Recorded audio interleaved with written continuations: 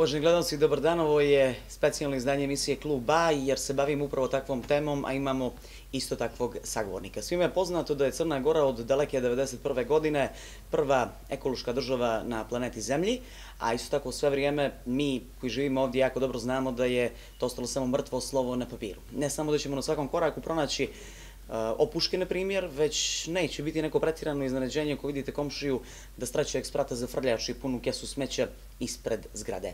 Ipak, siguran sam da će biti veliko iznenađenje za vas kad vam kažem da je Bijela potencijalno izvorište zaraze, zagađivač vazduha i prijetnja kako za ljude, tako za životinje i za morski svijet. Tamo se godinama u brodogradilištu nalazi 150.000 tona materije koja se zove grit i koja kao takva prijeti svima nama.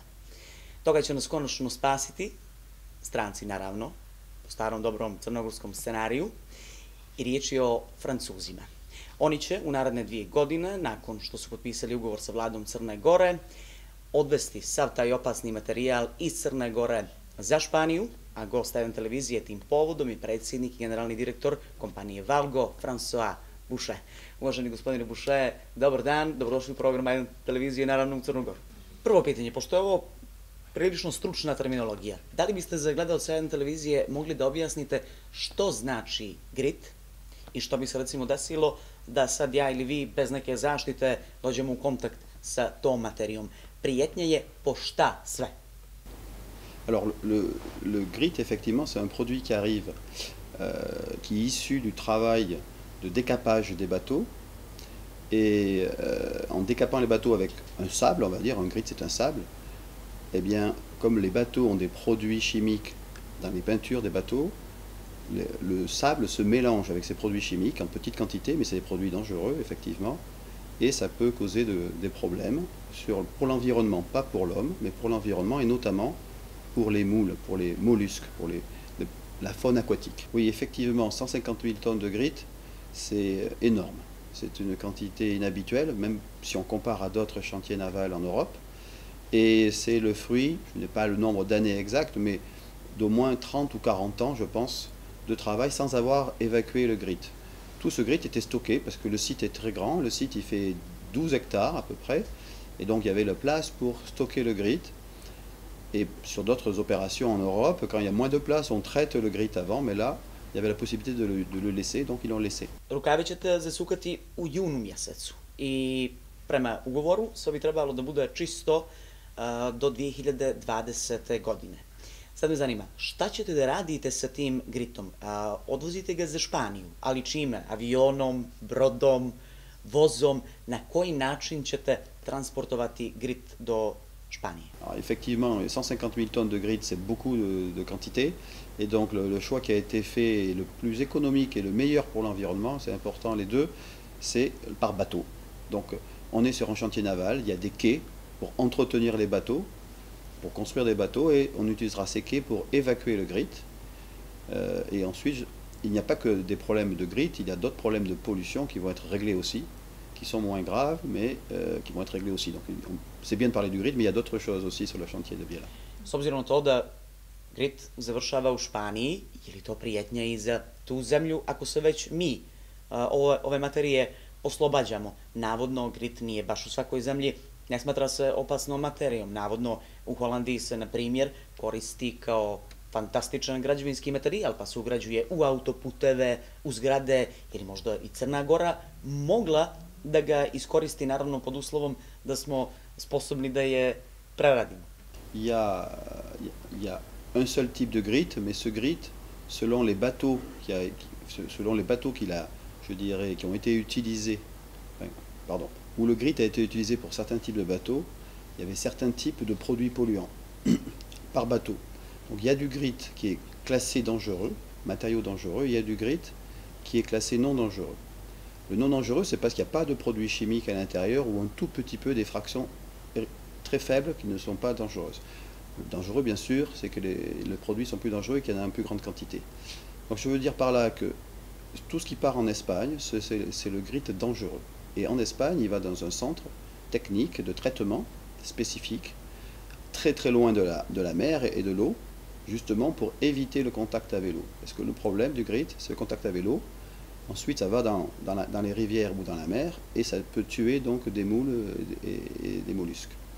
C'est uniquement cette faune-là. Les algues ne sont pas touchées, les poissons ne sont pas touchés, c'est vraiment les mollusques. Et le grit non dangereux, il peut être utilisé effectivement sur des autoroutes, parce qu'il est moins dangereux, mais il faut qu'il soit quand même, par principe de précaution, traité avec du ciment pour faire un matériau dur, pour éviter que l'eau encore, parce que même sur l'autoroute il peut y avoir de l'eau, vienne passer à l'intérieur du grit. Donc on va l'inerter, le stabiliser avec des ciments.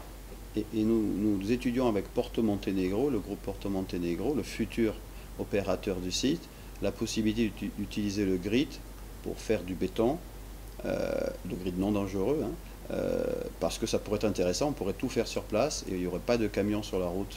Et ça serait le mieux pour le projet. Nakon što odvezete grit iz Crne Gore, slijedi takozvana remedijacija tla. Ja volim to da nazovem liječenjem ranjene zemlje. Što remedijacija podrazumijeva i da li ćete nešto zasaditi na tih 18 hektara zemljišta? Iz onoga što je meni poznato, suncokret je prilično ljekovit za tle koje je prethodno bilo zatrovano. Pour ce qui est du tournesol, c'est possible, mais ça prend beaucoup de temps et donc ce n'est pas adapté au projet d'investissement immobilier comme Porto Montenegro. Donc les autres solutions sont des solutions plus classiques, on va dire, et là aussi il y aura des évacuations en Espagne et peut-être en France de produits dangereux dans les sols. Alors quels sont ces produits? C'est des produits qui sont issus de la production industrielle de l'époque, donc du chantier naval. Notamment, ce sont des huiles qu'il y avait dans les bateaux et du fuel, du pétrole, des produits donc pétroliers qui étaient sur place et qui ont, par des accidents, qui se sont répandus sur le sol et donc ils sont allés à 2, 3, 4 mètres de profondeur à l'intérieur du sol. Donc on va devoir creuser le sol, séparer le sol qui est de bonne qualité du sol pollué, et une fois qu'on a séparé les sols, on va encore utiliser les bateaux et partir donc vers la France ou l'étranger, ou l'Espagne. Et la difficulté, c'est qu'au Monténégro, il n'y a toujours pas de site pour enfouir les matériaux dangereux. Et j'espère que ce sera un projet qui sera lancé au Monténégro un jour, parce que ça coûte toujours plus cher de partir en bateau vers l'Europe, vers la France ou l'Espagne par exemple, parce que c'est quand même des coûts de transport importants. Donc on souhaite un jour pouvoir faire quelque chose aussi dans l'état du Monténégro pour faire des économies.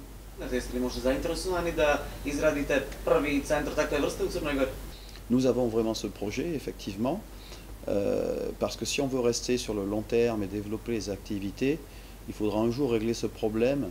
Vous savez qu'il n'y a pas que Porto Montenegro, que le chantier de Biella qui a des problèmes de pollution, il y a d'autres sites industriels dans le Monténégro qui ont des problèmes de pollution.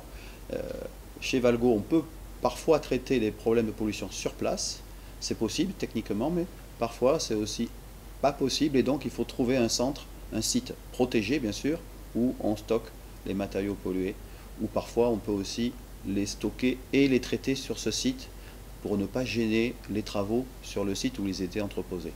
Pošto planirate preko Crne Gore da postanete dominantni u ovom dijelu Evrope, zanima me da li to znači da ste već snimili neku narednu lokaciju koju biste mogli da oporavite, kao što se nadamo da ćete učiniti sa našom Bijelom, i eventualno da li možda u okviru same Crne Gore prepoznajete predjele i područja na kojima biste takođe mogli da radite? Alors oui, on a entendu parler et visité notamment le complexe à aluminium CAP, qui est un gros sujet sur les boues rouges. Donc une pollution bien connue en France. Il faut savoir qu'on a les mêmes problèmes sur une autre opération que dans le sud de la France, près de Marseille. Donc cette opération déjà est une opération très intéressante, elle est aussi de grande taille. Ensuite, dans le Monténégro et dans tous les Balkans, il y avait un passé industriel important et il est évident qu'il y aura beaucoup d'opérations à l'avenir, au Kosovo, en Croatie, etc. et en Serbie bien sûr. Donc on regarde toutes ces régions. Il faut d'abord démarrer, on a environ 30 personnes à recruter pour le Monténégro et quand on aura des équipes solides, on pourra aller travailler dans d'autres régions du Monténégro et en dehors du Monténégro dans les Balkans, c'est vrai. Na koji ste od svih projekata diljem svijeta do dana današnjeg najponosniji? Je vais parler, tous les projets nous intéressent, que tous les projets sont différents techniquement. Donc ça c'est déjà un plus dans ce métier, de trouver toujours des solutions et des opportunités de développement qui varient. Donc, sinon, le plus grand projet que Valgo exécute, ça fait 3 ans qu'on travaille dessus, il y a encore 2 ans pour le terminer, donc c'est un projet de 5 ans.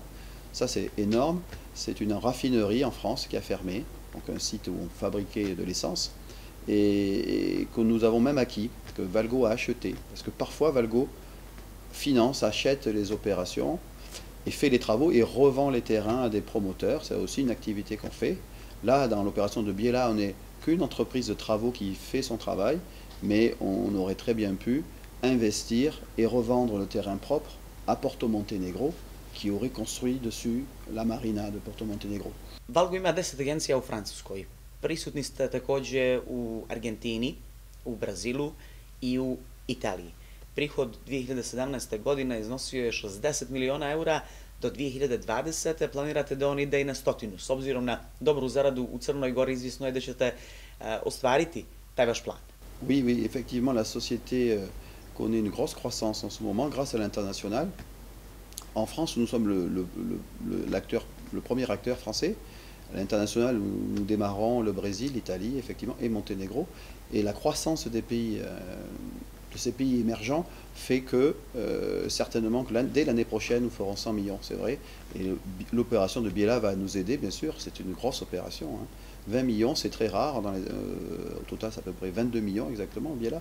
Et c'est un projet de grande envergure. En Europe, il y a peut-être chaque année 3-4 projets de cette taille, et pas plus. C'est un très très grand projet, Biella. Franz, hvala vam što ste vaše znanje podijelili sa gledalcima A1 televizije. Želim naravno svu sreću i eto da završni intervju odradimo 2020. godine u Bijeloj, koja je sad sramota Crne Gore. Nadam se tada, zahvaljujući vam, da će postati lična ekološka karta naše države. On se retrouve, j'espère, avant fin 2020. J'espère qu'on se retrouvera avant. Mais oui, en 2020, on compte bien que ça soit terminé et très propre. Il n'y a pas de problème là-dessus. C'est notre métier tous les jours. Uvaženi gledalci, bio predsjednik i generalni direktor francuske kompanije Valgo. Ja sam Milica Minić, hvala na pažnji i do gledanja.